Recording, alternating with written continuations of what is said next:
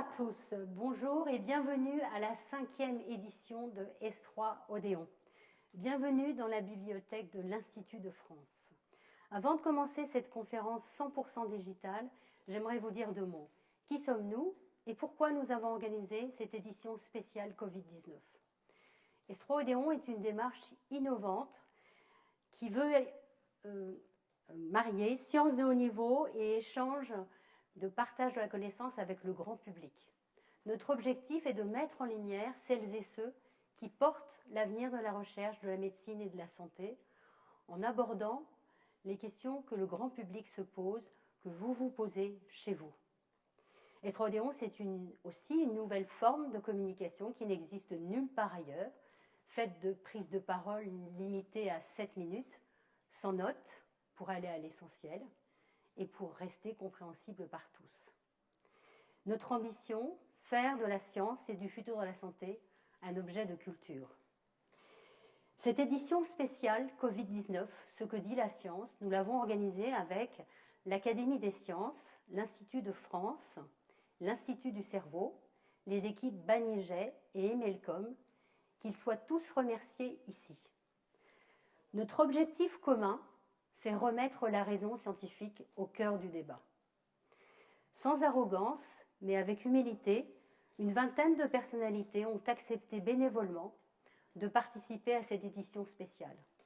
12 interventions que vous allez découvrir en direct maintenant et 8 témoignages que vous pouvez découvrir dès à présent sur le site www.s3odeon.fr.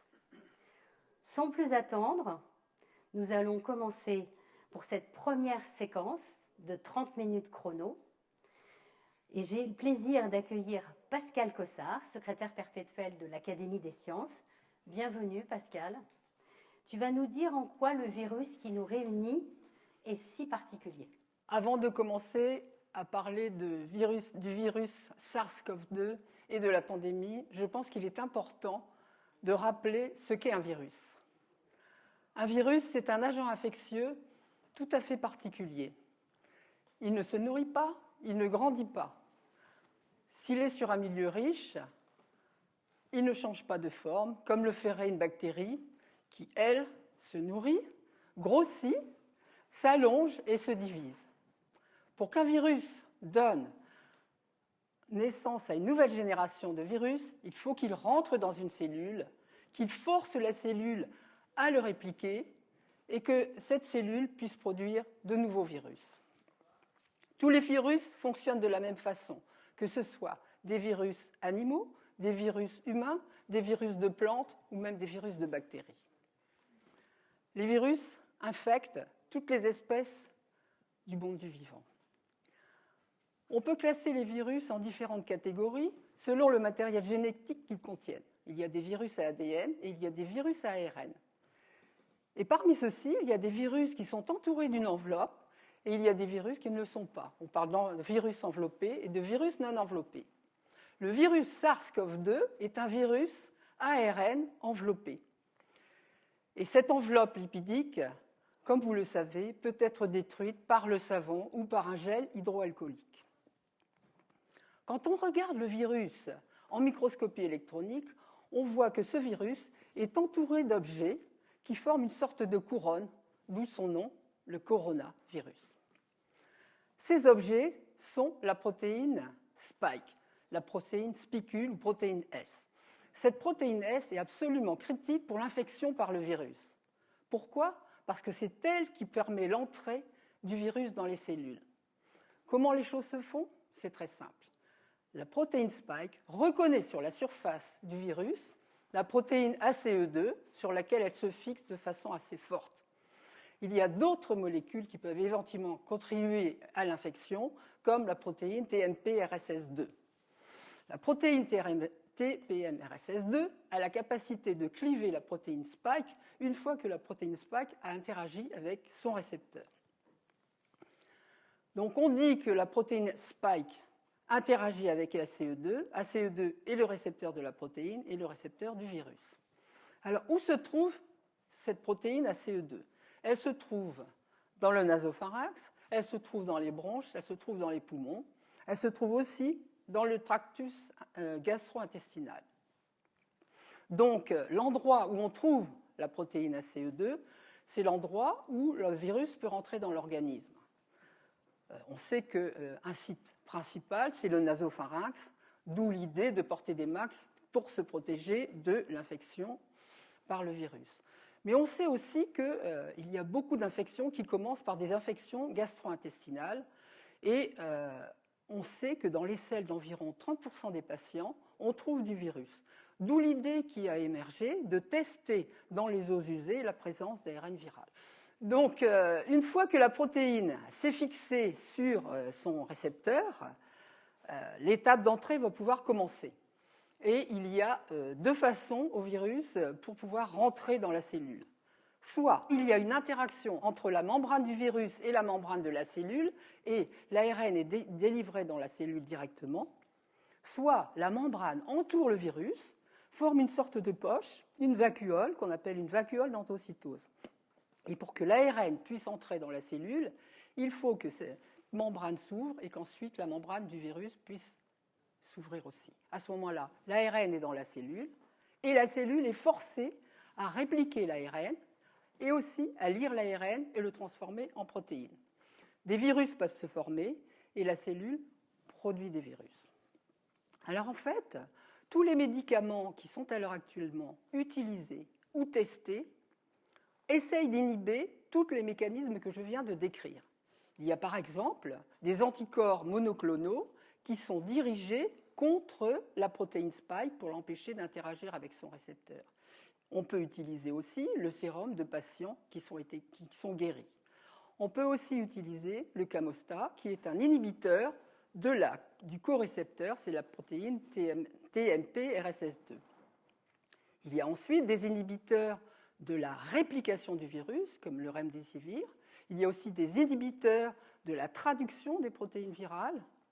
Et puis, il y a aussi des inhibiteurs de la réponse immunitaire. Parce qu'en fait, la cellule a vu un intrus arriver. Et elle réagit à cet intrus par des défenses immunitaires.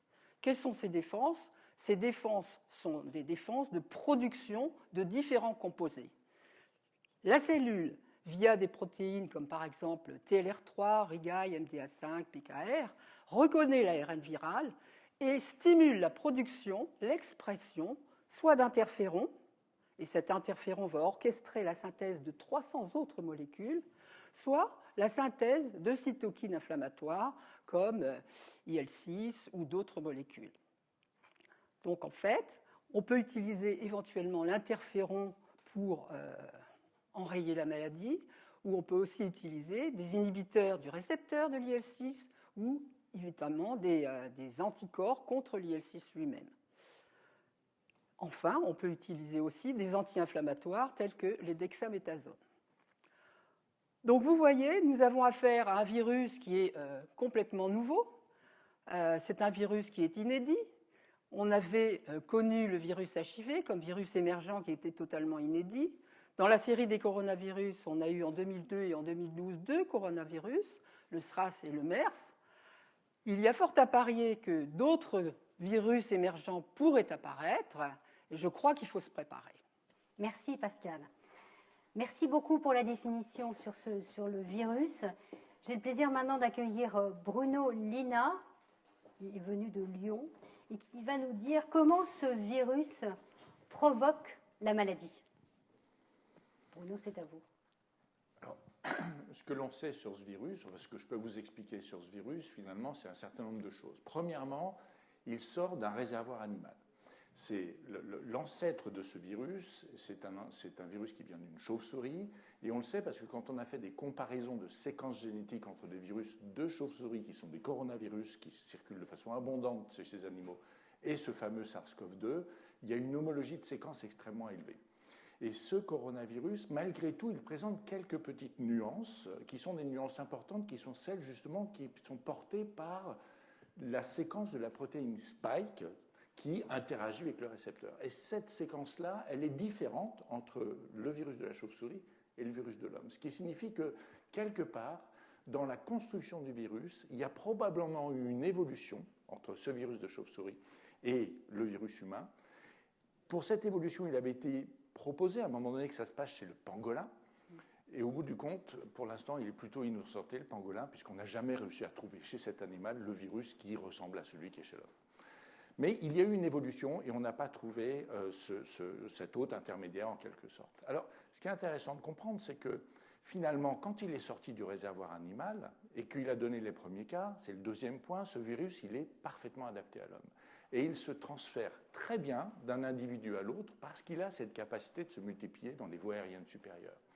Et cette capacité, elle est vraiment très importante dans la dynamique épidémique. Et quand on regarde les autres coronavirus, qui eux aussi sont sortis de la chauve-souris, et on parle du SARS en 2003 et du MERS en 2012, on a trouvé pour ces virus, les animaux intermédiaires qui ont permis la transmission à l'homme. C'est respectivement la civette pour le SARS et le dromadaire pour le MERS.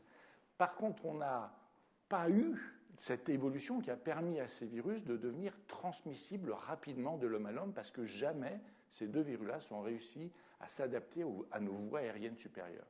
Donc on voit que le coronavirus du SARS-CoV-2, finalement, il a eu une étape d'adaptation supplémentaire qui a permis sa transmission interhumaine. Et donc il se comporte comme un virus pandémique. Et jusqu'à présent, on avait toujours réfléchi sur les virus pandémiques respiratoires comme n'étant que les virus influenza. Eh bien, on voit que les coronavirus sont capables de le faire.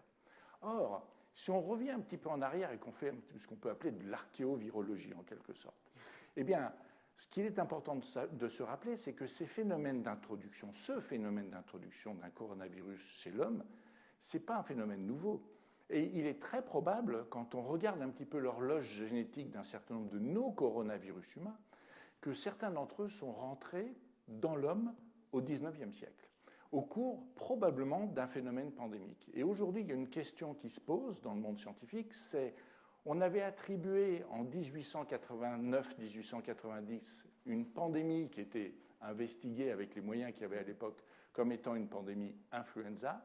Si ça se trouve, c'était une pandémie à coronavirus. Donc on va essayer d'explorer ça pour savoir si ce n'est pas à cette occasion qu'un des coronavirus saisonniers qui est chez nous maintenant, qui circule de façon abondante, qui donne le rhume de l'enfant, qui est un virus relativement bénin, eh bien peut-être que c'est un virus post-pandémique et qui s'est stabilisé chez nous, comme probablement le SARS-CoV-2 va le faire.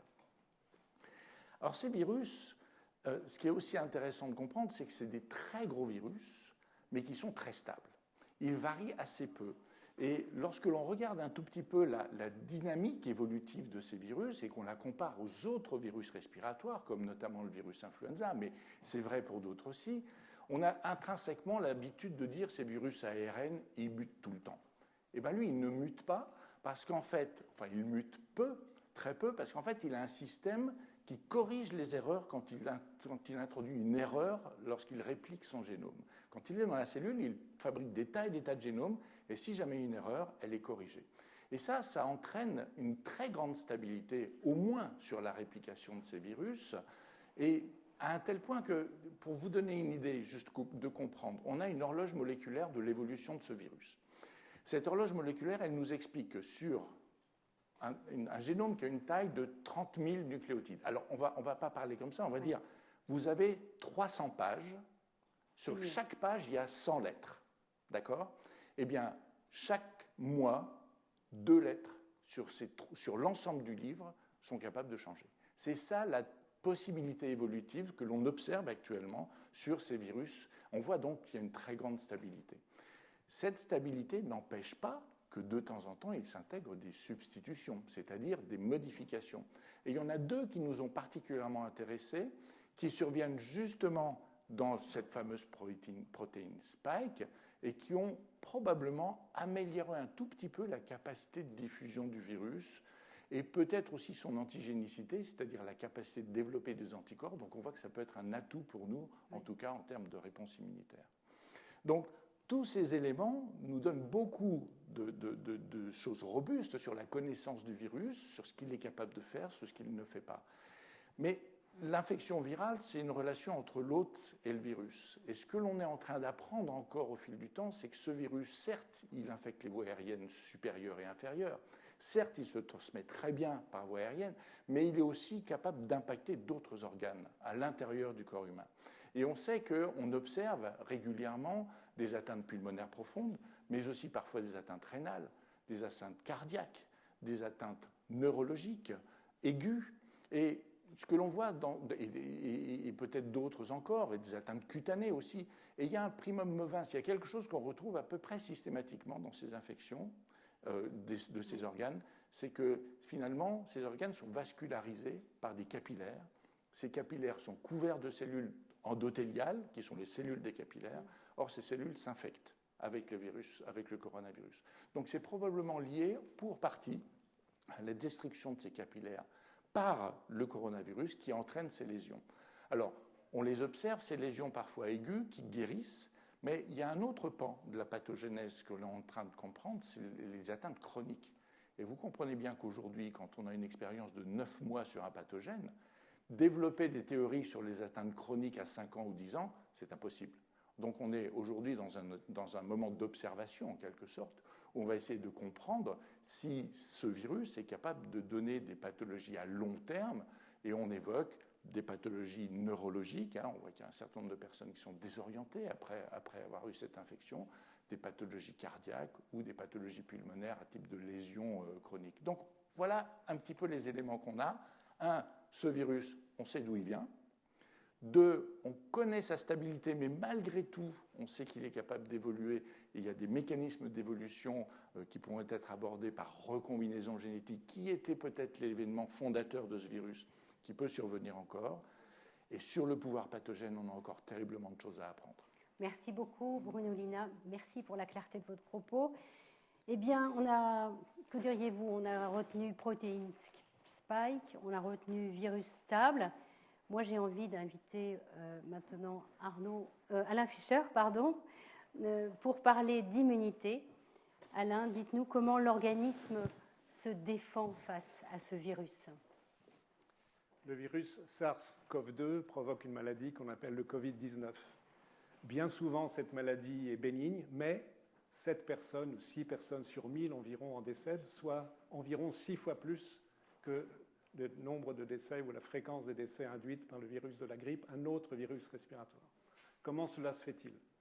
La maladie respiratoire est une maladie marquée par une hyperinflammation, on appelle ça un syndrome de détresse respiratoire aiguë, donc une réponse immunitaire qui est en fait inappropriée.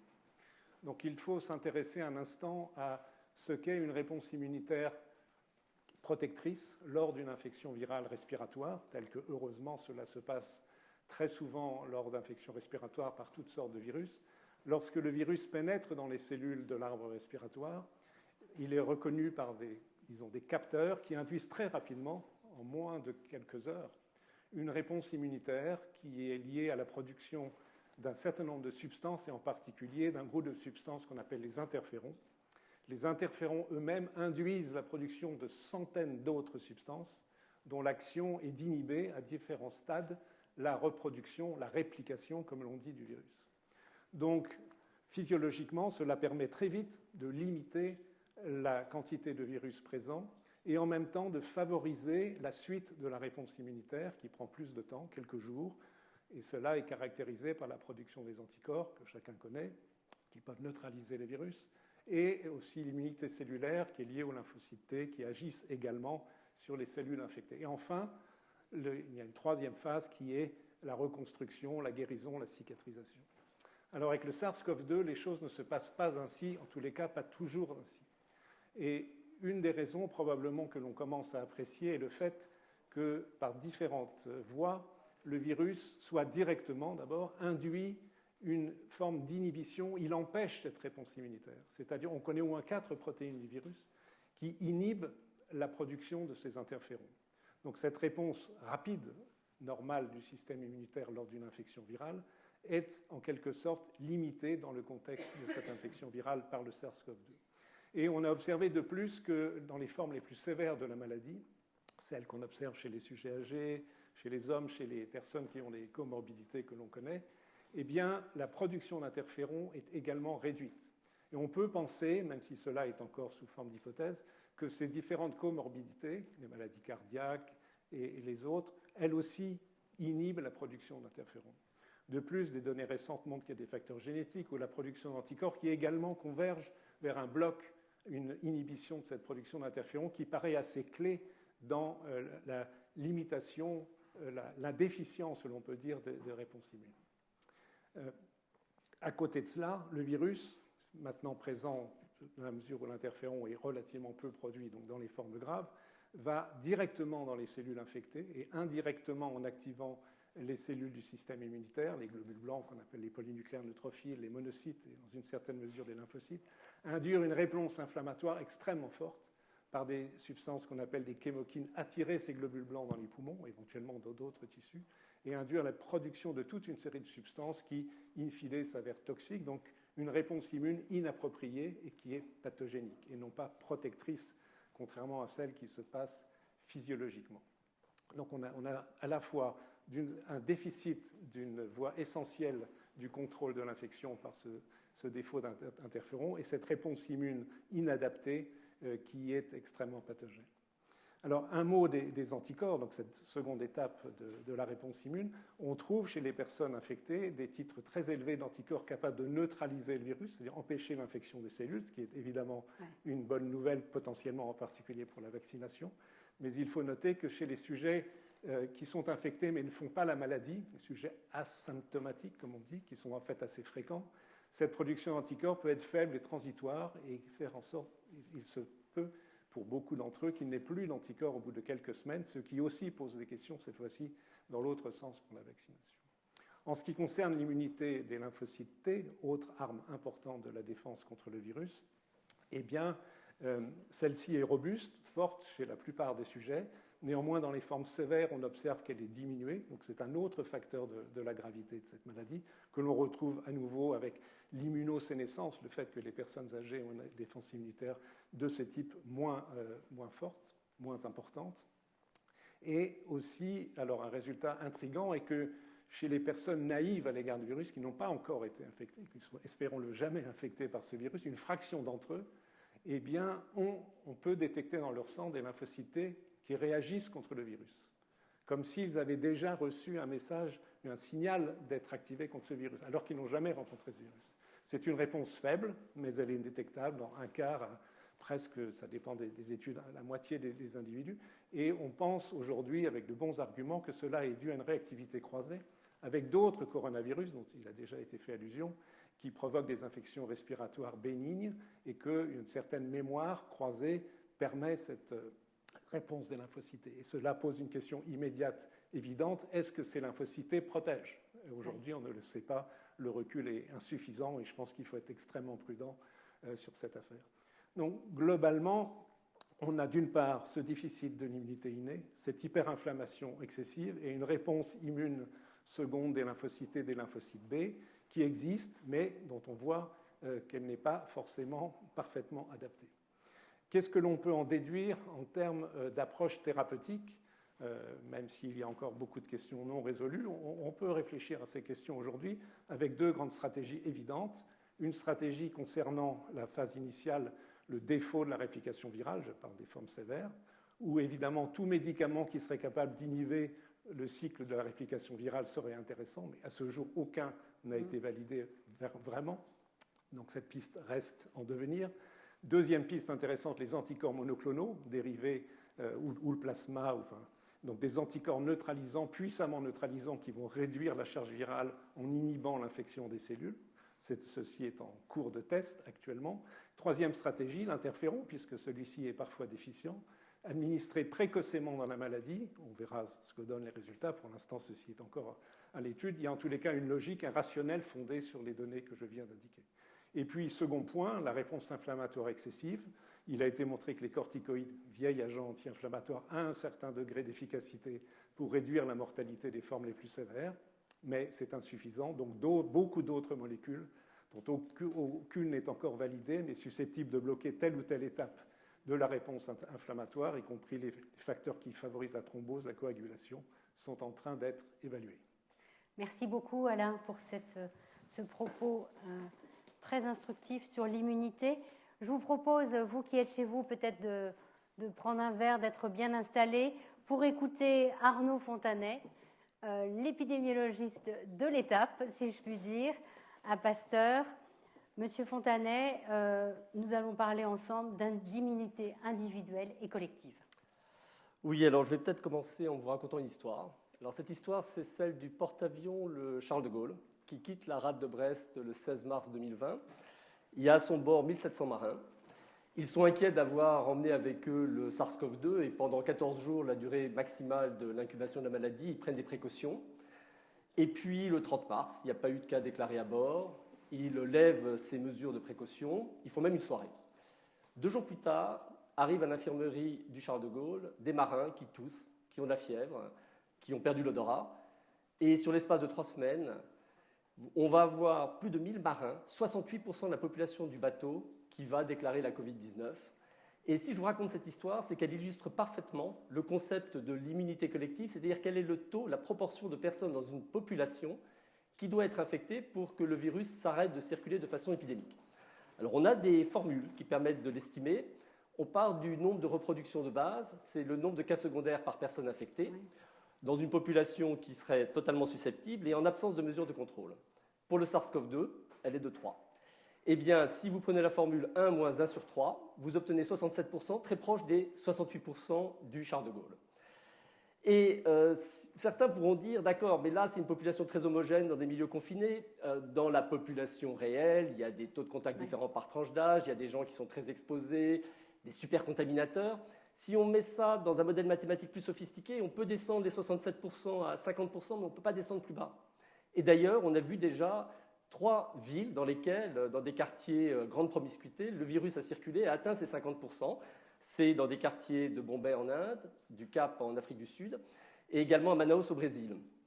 Donc ces 50%, ils semblent assez solides comme référence pour savoir où le virus arrêtera de circuler de façon épidémique. Alors la prochaine question, c'est où est-ce qu'on en est en France, à l'issue de la première vague épidémique? Eh bien, on a fait des enquêtes qui portent sur le dépistage d'anticorps dans la population, en mai-juin dernier en France, et on a trouvé que 5% de la population française avait été immunisée au décours de la première phase épidémique, 10% dans les régions les plus touchées, le Grand Est, la région parisienne, 3% en Bretagne, la région la moins touchée, mais vous voyez, c'est 5%. On est vraiment loin de ces 50%. Alors, comme le disait Alain Fischer, il n'y a pas seulement l'immunité humorale, il y aurait peut-être ces personnes qui ont des cellules T, 20 à 50% en population, qui reconnaissent les protéines du SARS-CoV-2 parce qu'elles ont pu avoir une immunité croisée avec d'autres coronavirus, les coronavirus saisonniers dont parlait Bruno Lina. Eh bien, en tout cas, chez les marins du Charles de Gaulle, ça n'a pas beaucoup aidé. Donc, je ne compterai pas trop dessus. Et comme le disait Alain Fischer, il faut du recul pour se dire qu'ils pourraient nous protéger. Donc, qu'est-ce qui nous reste? Il faut atteindre ces 50%. Quelle est la voie à suivre? Il y en a qui ont proposé de dire laissons le virus circuler chez les plus jeunes et protégeons ceux qui vont faire des formes sévères, c'est-à-dire les personnes de plus de 65 ans, ceux qui ont des comorbidités comme surpoids, hypertension, diabète, maladies cardiaques ou respiratoires. Simplement, c'est un virus qui circule extrêmement vite. Et si on le laisse circuler, on ne peut pas l'arrêter, on ne pourra pas garder les compartiments étanches et on se finira avec jusqu'à 50% de la population française infectée, avec un taux de létalité de 7 pour 1000, 7 personnes qui décèdent pour 1000 infections, ça fera plus de 200 000 morts. C'est inacceptable aujourd'hui et en plus les hôpitaux, vous le savez, sont déjà en grande tension, ils ne le supporteraient pas. Non, la voie pour atteindre l'immunité collective, la seule voie sûre, c'est le vaccin. Et le vaccin, en plus, on peut choisir qui on immunise. On peut immuniser les personnels soignants les plus exposés. On peut immuniser les personnes fragiles, ceux qui sont à risque de formes graves, on les a déjà cités. Et puis le vaccin, si l'immunité elle ne dure pas plus d'une année, comme c'est le cas par exemple pour les coronavirus saisonniers, on peut le répéter, comme on le fait pour le vaccin de la grippe. Donc le vaccin, c'est le bon outil. Il y a déjà 9 vaccins qui sont dans ce qu'on appelle la phase 3. On va voir s'ils sont efficaces. Donc on aura les premiers résultats début 2021, peut-être en production suffisante au deuxième semestre 2021 pour nous protéger. Et en attendant, qu'est-ce que je peux vous dire? Eh bien, continuons de nous protéger, continuons de protéger les plus vulnérables. Mais voilà, on a quelques mois difficiles à passer. Simplement, pour la première fois, on a un peu de lumière au bout du tunnel et ce sera le vaccin. Merci beaucoup, Arnaud Fontanet, pour ce message d'espoir.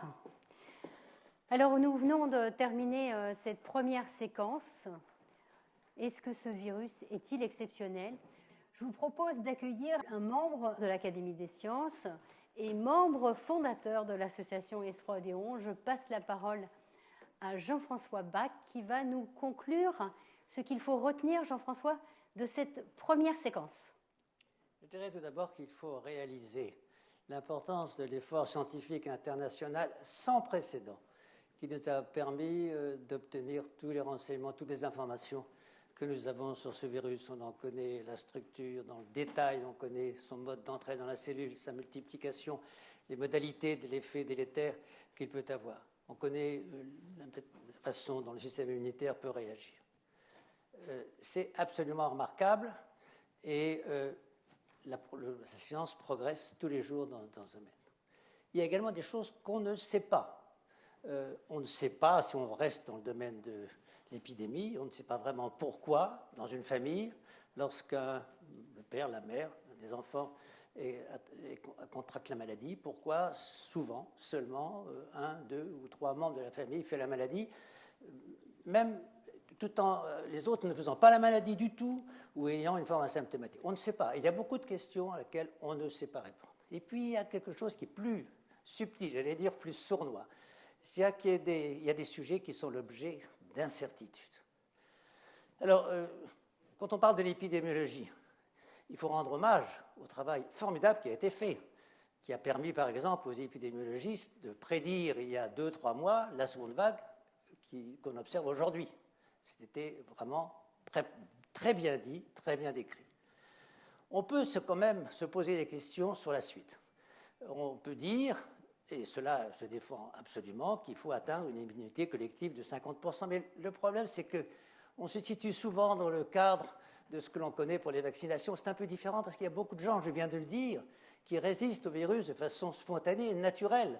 Et ça gêne, ça complique les projections épidémiologiques. Donc nous sommes dans une incertitude. Espérons-le d'ailleurs, parce que si vraiment il n'y avait pas d'incertitude sur le fait qu'il faille attendre si longtemps pour avoir l'immunité collective, on pourrait être extrêmement inquiet. Donc soyons optimistes. Cette incertitude, elle fait partie de la science. La science comporte des débats. La science progresse avec des débats. Ce n'est pas forcément des controverses, des polémiques, ça c'est autre chose. Non, des débats qui sont constructifs, et c'est sur ces débats qu'il faut fonder l'espoir que nous devons avoir dans le suivi de cette épidémie.